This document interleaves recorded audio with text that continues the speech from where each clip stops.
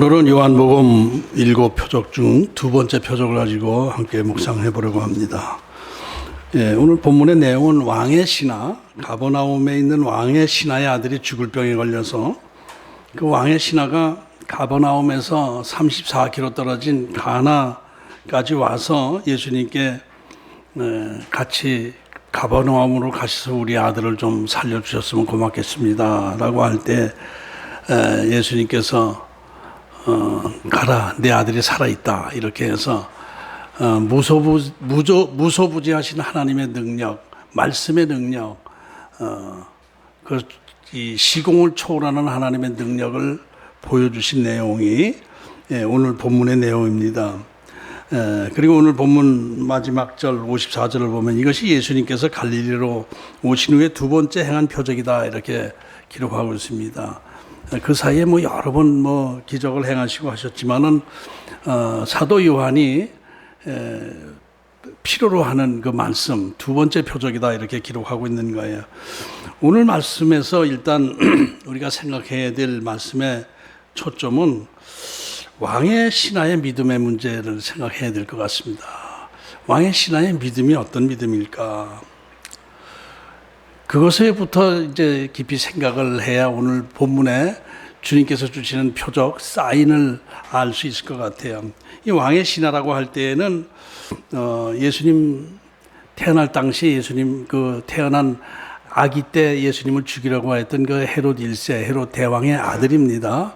헤롯 안티파스라고 하고 성경적 발음으로는 헤롯 안디바라는 아들인데 그러니까 그 헤롯 1세 아들이 갈릴리 지역의 분봉왕으로 있을 때에 아마 그 궁전이 아마 가버나움에 있었던 모양이죠. 그 가버나움에서 왕의 신하가 이제 예수님을 34km 떨어진 거리까지 예수님을 찾아온 것이다. 이런 내용인데 왕의 신하라고 특별히 이렇게 기록한 것을 보면은 이것은 왕의 신하라는 것은 그 당시 특별한 어떤 그 일반적인 서민은 아니고 고위 관직에 있는 사람이라는 것을 표시하는 의미가 있는 것입니다. 그런데 여기서 눈에 띄는 것은 그 왕의 신하라고 하는 고위 공직자이면서도 오늘 그 내용에 나오는 그 내용을 봐서는 유난히 겸손하고 예수님을 향한 믿음이 아주 강한 사람처럼 보이는 것입니다. 아주 겸손하게 여러 번, 이 내용이 여러 번 예수님께 간청하고 있는 모습을 기록한 거거든요. 한 번 이렇게 좀 해주시오 이렇게 한 것이 아니라 제발 부탁이니까 꼭 우리 가버나움까지 좀 오셔서 우리 아들을 살려주십시오라고 하는 거예요. 반면에 예수님의 반응은 이 왕의 신하의 그 믿음 자체를 그렇게 좋게 보시지 않고 어느 정도 좀 냉랭하게 대하시는 듯한 느낌을 갖게 됩니다. 여기에서 이제 이 예수님의 표적의 뜻, 의미, 사인이 무엇인가를 생각하게 되는 부분인 것입니다. 예수님께서 48절에 너희는 표적과 기사를 보지 못하면 도무지 믿지 아니하리라. 그 왕의 신하라는 그래도 고위 관직에 있는 사람이 와서 멀리서 와가지고 자기 아들을 좀 오셔서 살려달라고 할 때에 그 자체만 해도 그거 참 대단한 거 아닙니까? 대단한 믿음 아닙니까? 그런데 딱 그렇게 살려주십시오 하는데 예수님께서 너희들은 내 기적과 이사 이런 걸 보지 못하면 나를 믿지 못해. 꼭 기적과 그 어떤 기적이 일어나야만 너희들을 믿는 그 믿음을 갖고 있어. 이렇게 말씀하신 거예요. 그러니까 이것은 좀 자기 아들 고치려고 간절한 소원을 가지고 온 그 왕의 신하를 좀 무시하는 듯한 그런 내용이, 그런 말씀의 의미가 있다고 보여지는 것입니다. 그럼에도 불구하고 이 왕의 신하는 불쾌한 표정을 지은 것이 아니라 오히려 이번에는 주여라는 호칭까지 사용하면서 제 아들이 죽기 전에 주님이여 제 아들 죽기 전에 내려오십시오. 이 주여라는 것은 퀴리오스라는 단어인데 이 주여라는 단어는 함부로 쓰는 단어가 아니에요. 당시에 황제에게 쓰는 단어예요. 왕에게 쓰는 단어입니다. 주여, 퀴리오스. 주인님에게 쓰기도 하지만은 이것은 아주 높이는 함부로 쓰지 않는 단어이거든요. 그래서 초대교회 때 그 기독교인들이 그 로마 정부로부터 핍박을 받은 것, 이것이 자꾸 그 십자가에 못 박혀 죽은 예수를 주여 주여 퀴리어스라고 자꾸 표현하니까 이게 황제도 아닌데 왜 자꾸 퀴리어스라고 하는 거야? 거기 너희들은 나 말고 또 다른 황제를 섬기고 있는 거 아니야? 이래서 핍박을 많이 받았거든요. 그러니까 주여라는 단어는 그렇게 쉽게 쓸 수 있는 단어가 아닌데, 이 왕의 신하라는 사람이 예수님 젊은 납비한테 주여, 우리 아들을 꼭 오셔서 좀 살려주셨으면 고맙겠습니다, 이렇게 하는 거예요. 만일 그렇다면은 예수님께서 그래요, 같이 가보십시다, 이런 게 한 게 아니라 이렇게 듣더니 네 아들 살았어 이렇게 말씀하신 거예요. 그러니까 이 분위기가, 예수님은 썰렁하고 이 왕의 신하는 겸손하게 엎드려서 예수님께 부탁을 하는, 간청을 하는 그런 내용입니다. 이제 가라, 내 아들 죽지 않았어, 살았어 라고 하는 것은 어떻게 잘못 들으면은 그냥 내쫓는 거 아닌가, 당신 필요 없으니까, 이런 뜻으로 보여질 수도 있는 것이고, 아직 죽지 않았으니까 알아서 해, 가, 이런 뜻으로 보여질 수도 있잖아요. 그런데 이 왕의 신하는 놀라운 반응을 보이는데 그걸 믿고 떠났다는 거예요. 믿고 가버나움으로 떠났다는 거예요. 그러니까 예수님께 가라, 내 아들이 죽지 않고 살아있다. 그러니까 알겠습니다, 아멘, 믿음으로 가겠습니다, 그러고 간 내용이란 말이에요. 그러면 여기서 이 왕의 신하의 그 믿음이 그게 나빠 보이지는 않잖아요.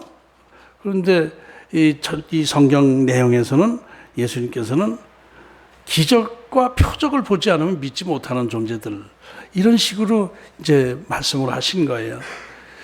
그런데 이제 이 왕의 신하가 그래서 부랴부랴 갔겠죠. 아들 마음에 또 어떻게도 잘못되지는, 가는 중에 또 잘못될 수도 있고, 그러니까 부랴부랴 갔겠죠. 34km 떨어졌으면 한 8, 9시간 걸리는 거리인데, 가는 길에 그 집에서 종들이 헐레벌떡 오고 있는 거예요. 가버나움으로 만났어요. 중간에 만나서 철렁했겠죠. 왜 왔냐? 아들이 살아났습니다. 그래? 열이 떨어졌습니다. 열이 떨어지기 시작했습니다. 언제부터냐? 7시, 어제 7시입니다. 그 시간은 어떤 시간을 의미하느냐면은, 예수님께서 가라, 내 아들이 살았다라고 할 때 그 시간에 그냥 아들 열이 뚝 떨어지면서 병이 치유받은 거예요. 그것을 알았으니 이 왕의 신하가 얼마나 놀랐겠습니까? 진짜 이분이 메시아가 맞네, 하나님의 아들이시네, 그리스도가 맞네, 이렇게 해서 온 집안이 예수님을 믿었다라고 기록하고 있는 내용입니다. 여러분은 오늘 이 내용에서 왕의 신하의 믿음이 어떻다고 생각하십니까? 겸손하고 좋은 믿음이네, 이런 생각이 들지 않습니까? 저도 그랬으니까. 겸손한 믿음, 겸손한 신앙이야말로 정말 좋은 신앙 아니겠습니까? 칭찬 들을 만한 믿음이라고 생각이 됩니다. 그런데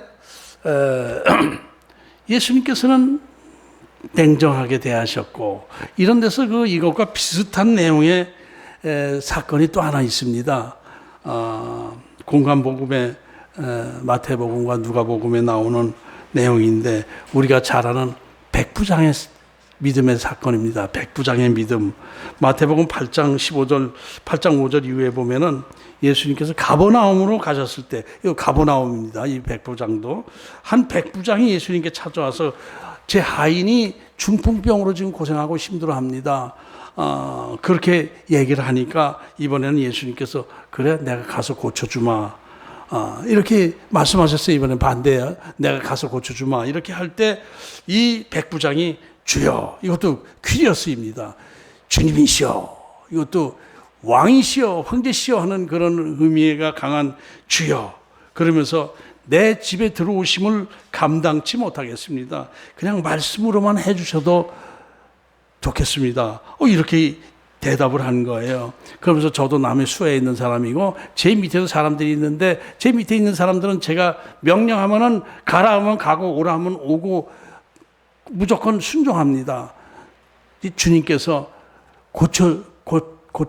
고칠지어다 이렇게 말씀만 해주시면은 그 우리 하인이 나을 것 없습니다. 이렇게 얘기를 한 거예요. 그러니까 이 백부장은 예수님이 메시아이신 것을 알고 하나님의 말씀을 믿는 믿음이 그 안에 있었던 거예요. 말씀은 얼마든지 됩니다. 뭐 직접 가서 안수하거나 뭐 구술하거나 그럴 필요가 없이 말씀으로만 하셔도 우리 하인이 나을 것입니다. 이렇게 얘기를 하니까 예수님께서 놀라서 이스라엘 사람들 중에서 아무도 이만한 믿음을 내가 본 적이 없다. 이렇게 말씀을 하셨거든요. 이제 요 내용이 요한복음에는 안 나오고 공관복음에 있고 공관복음에 백부장 사건, 요한복음에는 왕의 신하의 사건이 있어서 어떤 학자들은 이것이 비슷한 내용이기 때문에 그 같은 사건 아니냐 이렇게 보는데 내용이 완전히 다르잖아요. 백부장이 다르고 왕의 신하도 다르고 예수님 대화한 내용도 다르고 그렇습니다. 그러니까 이 백부장의 신앙은 그러면서 가라, 내 믿음대로 될 것이다. 이렇게 말씀을 하셔서 이 하인이 중풍병을 고침을 받았는데 이 백부장의 믿음은 말씀의 신앙이었습니다. 말씀이 기본 바탕이 있는 신앙이었어요. 예수님의 말씀 바로 하나님의 말씀이고 그 말씀 안에서 우주 만물을 창조하신 그 말씀의 능력 안에서 어떤 일도 이루어질 것이다. 이런 믿음을 가지고 구태오실 것 없이 말씀만 해주시면 되겠습니다. 이렇게 한 거예요. 그러니까 이 이방인이죠. 백부장은 이방인입니다. 용병입니다. 가버나움의 헤롯 왕의 군사이지만은 우리 유대인 군사가 아니라 용병을 사용해서 사용하는 이방인입니다. 로마 사람이라고만 볼 수는 없지만은 하여튼 이방인입니다. 그런데 이 이방인의 믿음이 엄청 좋았던 거예요. 그런데 오히려 이스라엘 사람들은 그렇지 않았어요. 특히 종교 지도자들조차도 예수님을 볼 때마다 당신이 메시아라면 어떤 표적을 보여줘. 표적을 보여줘야 메시아인 줄 알지. 자꾸 이렇게 얘기를 했단 말이에요. 마태복음 16장 1절 이후에도 바리새인들과 사두개인들이 예수님을 시험하려고 하늘로부터 오는 표적을 보여달라고 자꾸 얘기를 하는 거예요. 그러니까 예수님께서 악하고 음란한 세대가 표적을 자꾸 구하지만은 나는 요나의 표적밖에는 보여줄 게 없다. 이러고 그 자리를 떠났다고 말씀하셨어요. 요나의 표적은 뭡니까? 3일 만에 죽었다가 3일 만에 부활한다는 그런 표적. 내가 죽었다 3일 만에 부활하는 표적밖에는 너희들에게 보여줄 게 없어. 그러고 떠난 거예요. 이게 무슨 말인지 못 알아들었겠죠. 그런데 이제 유대인 지도자들조차 그러고 있는데 신기하게도 이 가버나움의 백부장은 이방인이면서 유대인들 지도자들보다 더 믿음이 좋았던 것을 볼 수가 있어요. 이게 그러니까 가버나움의 백부장이고 가버나움의 왕의 신하고 하면은 아마 두 사람이 아는 사이였을 수도 있어요. 그죠? 이 왕의 헤롯 안디바에서 백부장 노릇하면은 상당히 높은 계급에 있는 군인이고 또 왕의 신하도 높은 계급에 있는 신하이고 그러니까 아는 사이였을 수도 있고 이 시간적으로 보면은 이 왕의 신하의 사건이 백부장 사건보다 좀 앞선 걸로 보여져요. 그러니까 백부장은 그 왕의 신하로부터 메시아로부터 내 아들이 살림 받았다. 죽게 되었던 내 아들이 살았다라는 아마 간증을 들었을 가능성도 있죠. 그래서 그 얘기를 듣고 오실 거 없습니다. 그냥 말씀만 해 주십시오. 이렇게 했을 수도 있다고 생각이 됩니다.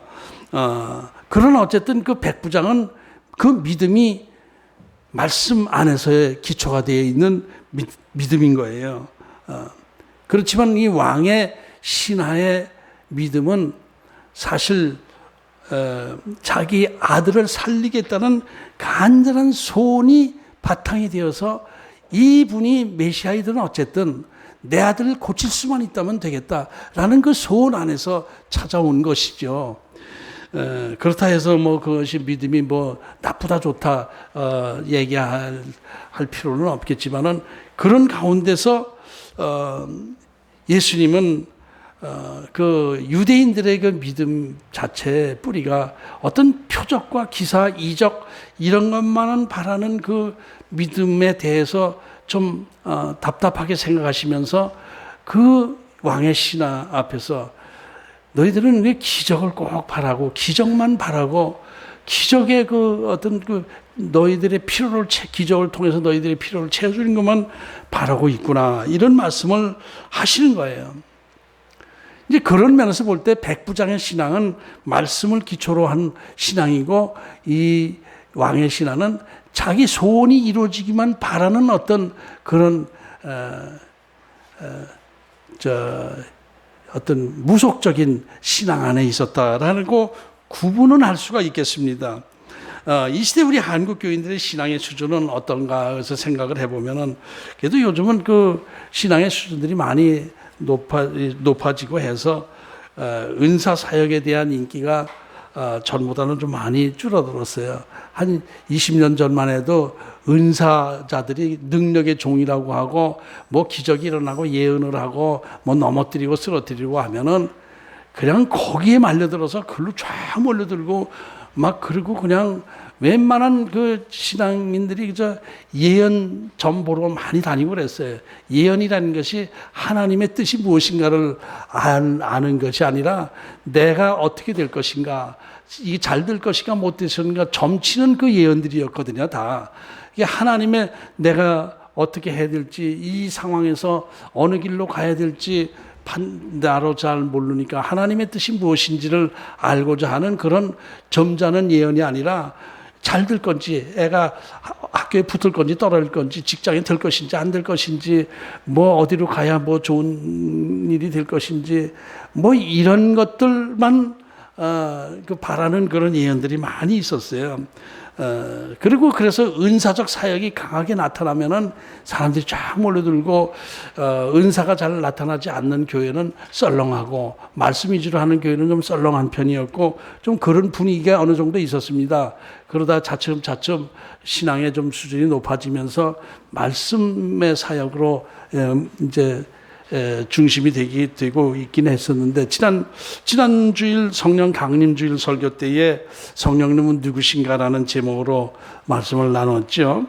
성령의 역사는 두 가지로 나눌 수 있다. 은사적 사역과 성령의 사역은 은사적 사역과 은혜적 사역이 있다. 은사적 사역은 일반 은총 안에 있는 것이고 또 육신의 문제 해결을 해주는 것이 은사들이에요. 보통 병 들었을 때 일어날지어다 육신의 문제거든요. 다 은사적 사역은 성령의 일반 은총 안에서 일반 우리의 육신의 문제, 육신적 삶의 문제를 이제 해결해주는 그런 사역이고 은혜적 사역은 영적인 사역입니다. 그것은 육신의 문제가 아니고 영혼의 구원, 믿음을 통해서 영적으로 구원받고 천국 백성이 되게 하는 그 성령의 열매가 나타나는 그 은혜적 사역 두 가지가 있다. 이렇게 구분해서 말씀을 나누었죠. 그러니까 은사적 사역보다 사실 은혜적 사역이 더 귀한 것이죠.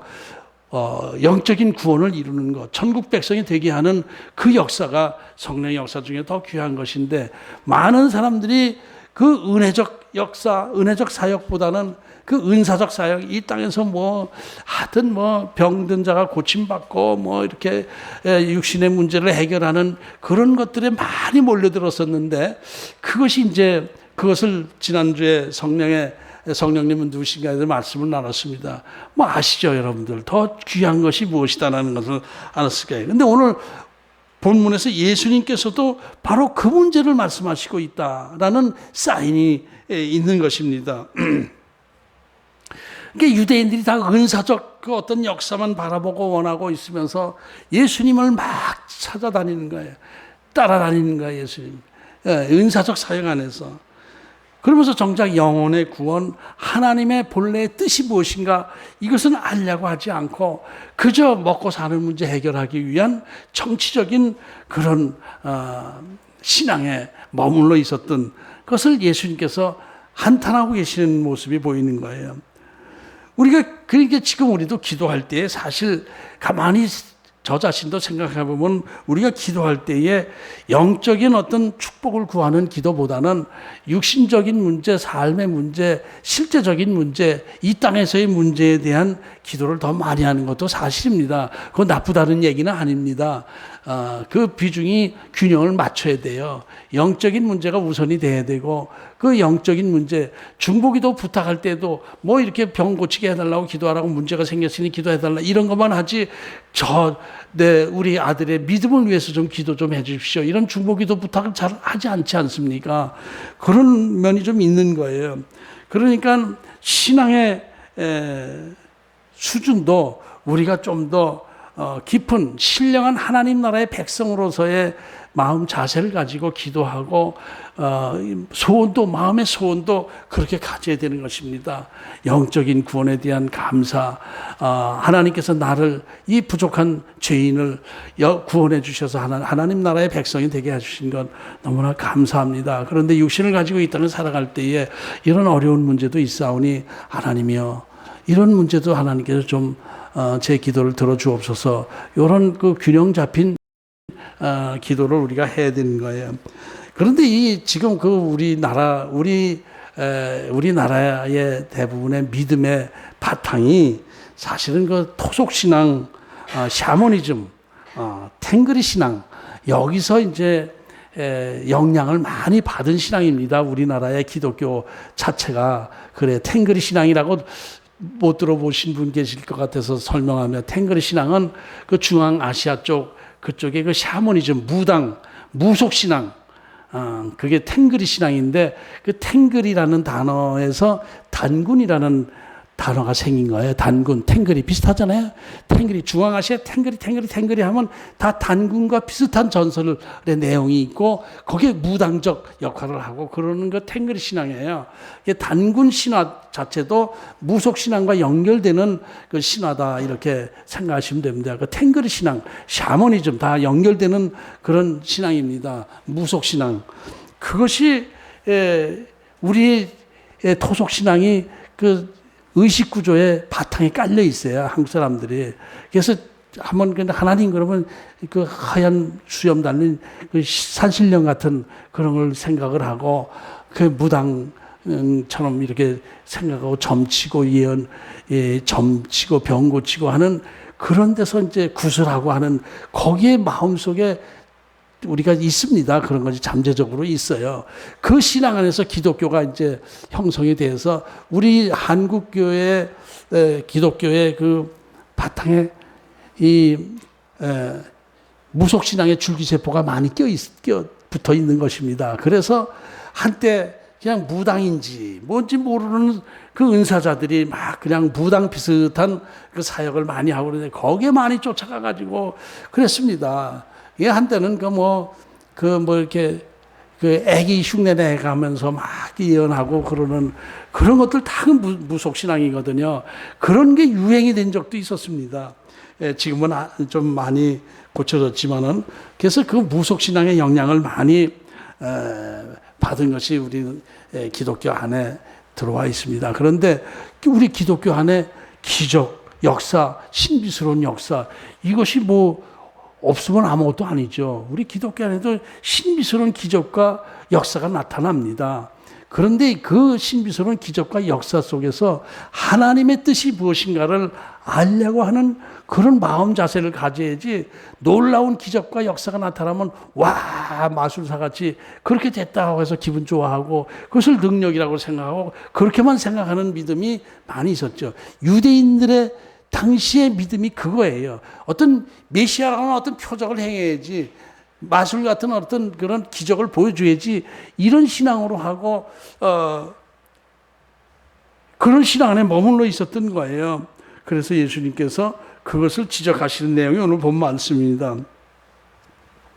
그래서 이게 왜 예수님께서 이 말씀을 이렇게 강하게 하시나? 그 왕의 신하의 그 겸손한 믿음을 사실 내 믿음대로 될지어다 이렇게 할 수도 있었을 것 같은데 냉정하게 너희들은 기적과 표적만 바라보고 나 찾아온 것이지 이렇게 말씀하시는 배경이 뭐가 있는 것 아닌가 해가지고 그 요한복음 2장 이후에 3장, 4장을 쭉 이렇게 보니까 그럴 만한 그런 배경이 있었다라는 것을 알게 되었습니다. 그러니까 예수님께서 혼인잔치, 가나 혼인잔치에서 포도주를 만드시고 나서 다시 예루살렘에 가셨다가 갈릴리 지방으로 올라오셨는데 그 과정에서 그 유대인들이 그 하는 행동들이 전부 육신적, 정치적 신앙 안에 머물러 있던 것을 봤고 그러다가 또 표적을 보이실 때마다 그 영적인 세계의 하나님의 뜻을 원하는 것이 아니라 자기들의 그 어떤 필요만 채우려고 하는 그런 신앙을 보면서 마음이 답답해 있었는데 오늘 본문 직전에 예수님께서 어디를 거쳐오시냐면 사마리아를 거쳐오셨어요. 그러니까 유대인들은 사마리아 사람들을 싫어해가지고 이 예루살렘에서 갈릴리 쪽으로 올 때 쭉 직전으로 올라가는 게 아니라 사마리아 동네를 거치기 싫어해서 요단강을 건너서 동쪽으로 이렇게 가서 갈릴리 다 가서 다시 요단강을 건너서 가고 그랬었거든요. 근데 예수님은 그냥 사마리아 사람들 있는 동네를 그냥 직접 걸어서 그냥 지나오신 거예요. 거기다 그 야곱의 우물에서 사마리아 여인을 만나지 않았습니까? 사마리아 여인 만났을 때 예수님께서 뭐 신기한 기적을 보여주신 것이 아니에요. 말씀으로 예수님께서 그 영생의 물이다. 네가 내가 누군지 알았으면 나에게 물 달라고 그랬을 것이다. 이런 말씀을 하실 때 이 사마리아 여인이 은혜를 받은 거예요. 그 대화를 하다가 보니까 이분이 보통 분이 아니시네. 이분이 바로 메시아시네. 그래서 그 물동이를 내려놓고 동네 사람들, 사마리아 사람들에 가서 내가 메시아를 만났습니다, 여러분. 메시아를 만났습니다.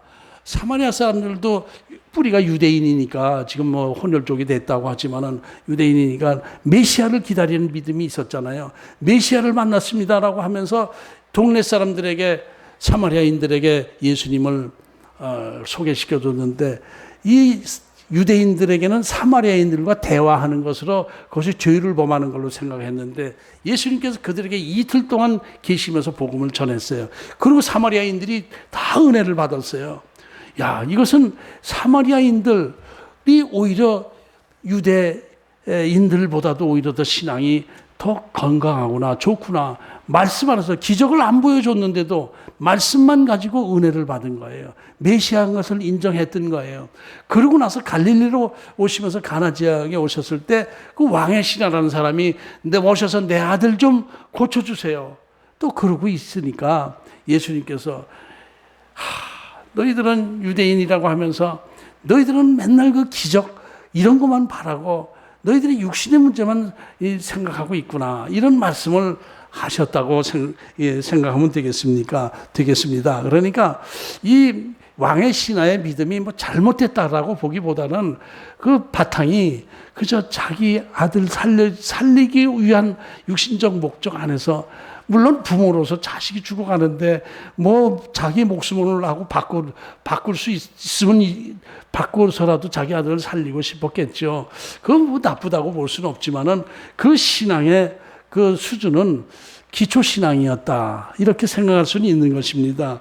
그러니까 나중 이야기이긴 하지만 오늘 사건보다 나중 이야기는 하지만은 예화로 쓰겠는데 오병이어의 기적을 예수님께서 행하실 때 사람들이 반응이 어땠습니까? 5천 명을 먹이셔서 물고기 2마리하고 떡 5덩어리 가지고 5천 명을 먹이셨다라고 할 때 사람들이 와, 이 모세가 이 광야에서 이 하늘로부터 그 만나를 내리게 하신 것처럼 이분이 바로 우리들의 먹고 살 문제를 해결해 주실 그 메시아로구나 해가지고 왕으로 막 추대하려고 그랬잖아요. 그때 예수님께서 산으로 기도하러 가시면서 제자들만 먼저 보냈는데 계속 예수님을 찾아다니면서 그 오병이어의 기적 같은 걸 또 보여주세요. 또 보여주세요. 그러니까 예수님께서 그들한테 뭐라고 그랬습니까? 나는 하늘에서 내려온 생명의 떡이다. 이 육신적 먹고 사는 문제가 근본적인 문제가 아니고 영생에 너희들을 영원히 죽지 않게 하시는 생명의 떡이지, 영적인 떡이지, 그 오병이어의 육신의 떡 만드는 게 목적이 아니야. 그걸 만드는 것은 하나님께서 하시고자 하실 때 너희들을 살려주실 수 있다는 것을 내가 알려주기 위해서 그렇게 한 것이다. 그렇게 자꾸 이상한 얘기를 하시니까 사람들은 또 오병이의 기적 같은 걸 또 한번 보여주길 원해서 찾아오면은 나는 생명의 떡이야. 내 영생에 물을 마시게 되면 너희들이 영원히 목마르지 않을 거야. 이런 말씀만 자꾸 하시고 계시니까 알쏭달쏭하니까 고개 절레절레 흔들면서 많은 사람이 떠나가 버렸어요. 그 뒤로 예수님을 따르던 사람들이 팍 줄어버렸습니다. 그래서 예수님께서 제자들에게 너희들도 떠나갈 거야? 그렇게 말씀하셨잖아요. 영적인 문제 얘기를 하면은 감을 못 잡아. 육신적인 문제 해결해주고 육신적인 얘기만 하면은 또 좋다고 메시아라고 하고 너희들도 떠나갈 거냐 그랬더니 베드로가 뭐라고 그랬습니까? 베드로는 역시 믿음이 좋은 분이에요. 주여 영생의 말씀이 주께 있사오니 우리가 누구에게로 하오니까. 영생의 말씀이 있기 때문에 주님을 따릅니다. 뭐 육신적 문제 해결해 준다고 해서 저희 따르는 것이 아닙니다. 우리는 주님이 하나님의 거룩하신 분인 것을 알고 있습니다. 이렇게 말씀을 그렇게 대답을 하니까 예수님께서 그래 대답 잘했다. 근데 너희들 중에 가짜가 하나 있어. 마귀 새끼 한 마리가 있어. 누구의 가룟 유다가 있는 것을 말씀하셨죠.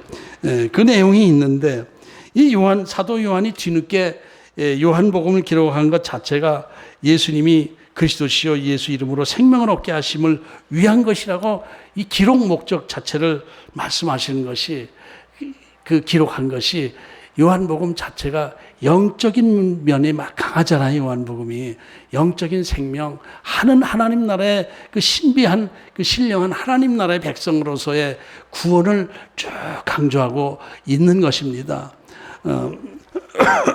그래서 천국 소망을 가지라라는 말씀을 계속 하는 것이 요한복음의 내용이죠. 그런데 이제 그 왕의 신화의 그 초보적인 신앙에서 또 한계도 예수님께서 직접 가셔야만 되는 것으로 알았던 거예요. 예수님께서 육신을 가진 예수님께서 직접 가셔야만 자기 아들을 살릴 수 있다고 생각하고 같이 가십시다 그랬던 거예요. 그럴 때 예수님께서 내 아들이 살아있다 가라 이렇게 말씀을 하신 것인데 예수님께서 이렇게 말씀하실 때에 하나님의 은혜 가운데 이 왕의 신하에 믿음이 확 생긴 거예요. 가라 내 아들이 살아있어 할 때 마음속에 믿음이 확 생긴 거예요. 믿고 갔다 그랬잖아요. 그때 그러지 마시고 좀 같이 가주세요. 예? 부탁입니다. 그렇게 한 것이 아니라 가라 내 아들이 살아있어 할 때 그렇습니까? 아멘 믿겠습니다.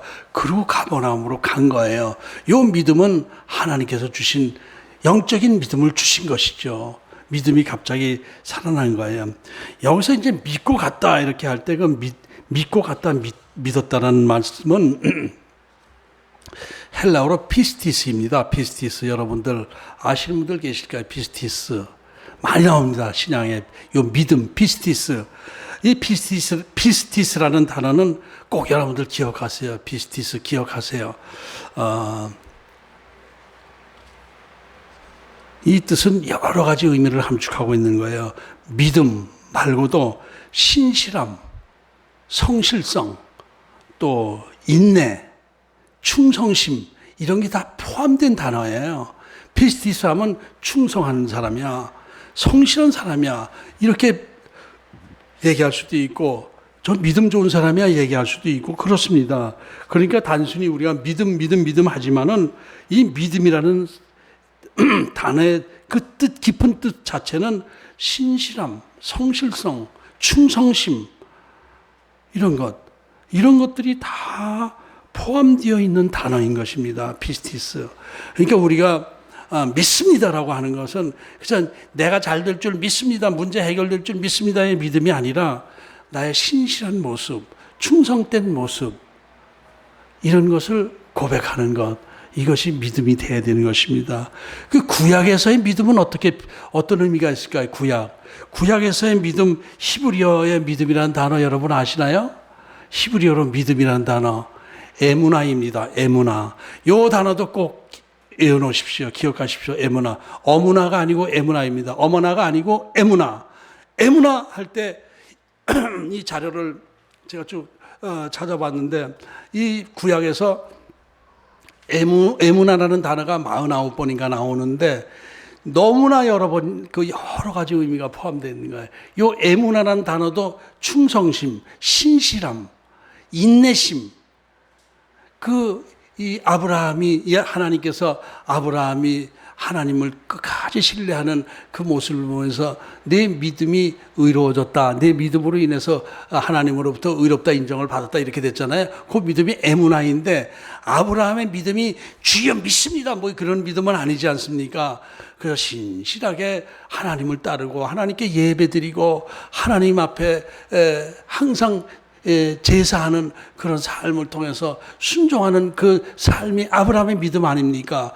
그것이 에무나예요. 신실함, 성실성, 또 충성심, 변하지 않는 믿음. 이 중에서 제일 특이한 것이 모세가 광야에서 그 아말렉 군사들과 싸울 때에 그 모세의 두 팔이 내려가면 지고 그러니까 누구야? 그 아론과 훗인가? 팔을 들었잖아요. 팔을 끝까지 들고 있었던 거, 내리지 않게 들고 있었던 것도 에무나로 표현했어요. 그러니까 끝까지 버티게 한 것, 이것이 인내하며 버티는 것이 에무나입니다. 구약에서는 에무나, 신약의 히브리어로 에무나이고 또 신약에서는 헬라어로 피스티스라는 단어가 다 이 믿음이라는 단어는 충성심, 인내심, 신실함, 성실성 이런 것들을 다 포함한 단어가 믿음이라는 단어인 것입니다. 그러니까 여러분들 이 믿음이라는 단어에 대해서 좀 더 생각을 바꾸시는 게 좋습니다. 믿습니다의 믿음이 아니에요. 내 신실성, 내 신실함, 또 겸손함, 또 충성심, 하나님에 대한 충성심 이런 것 다 포함되어서 에무나, 구약에서는 에무나 히브리어로 에무나라고 하고 신약에서는 피스티스라는 단어를 사용했던 거예요. 그러니까 이 두 단어의 의미를 깊이 생각하고 내 믿음을 점검하는 시간이 되길 바랍니다. 내가 하나님 앞에 신실한 믿음을 갖고 있나? 하나님 앞에 충성하고자 하는 믿음을 갖고 있나? 아니면 그저 하나님 기적을 보여주시어 내가 잘되게 해주세요, 병 낫게 해주세요라는 믿음만 갖고 있나? 이것을 생각하다 보면은 그동안에 내가 짧은 믿음을 갖고 있었구나라는 것을 알게 될 것입니다. 그러니까 진짜 에무나의 믿음, 진짜 피스티스의 믿음, 신실하고 충성된 인내심을 가지고 끝까지 하나님을 믿는 그 신뢰하고 믿는 그 믿음을 가질 때에 진짜 믿음인 거예요. 그러니까 아마도 그 왕의 신하의 그 겸손함이 예수님의 어떤 마음에 감동을 주셨는지 이 안에 믿음을 주었어요. 신실한 믿음을 주었어요. 충성하는 믿음을 주었어요. 끝까지 인내하며 믿는 믿음을, 겸손한 믿음을 주셨어요. 그래서 가다가 종들이 와가지고 종들이 헐레벌떡 뛰어오는 걸 만나가지고 왜 오냐? 내 아들 죽었어? 이렇게 할 때 살았습니다. 열이 내려갔습니다. 언제부터 내려갔니? 어제 7시에 때 내려갔습니다. 그때가 바로 예수님께서 가라, 내 아들 살아있다라고 하는 그 시간이거든요. 알겠습니다.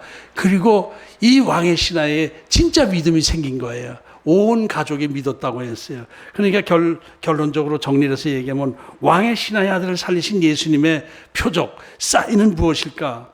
그저 기적만 바라보는 육신적 자기 소원만 바라보는 신앙에서 벗어나서 하나님의 말씀 안에서 하나님의 뜻을 이루는 신앙을 주기 위한 그 표적이었고, 두 번째는 하나님의 능력은 시공을 초월해서 언제든지 하나님이 원하신 대로 이루어진다는 것을 보여주기 위해서, 무소부지하신 하나님을 알려주기 위해서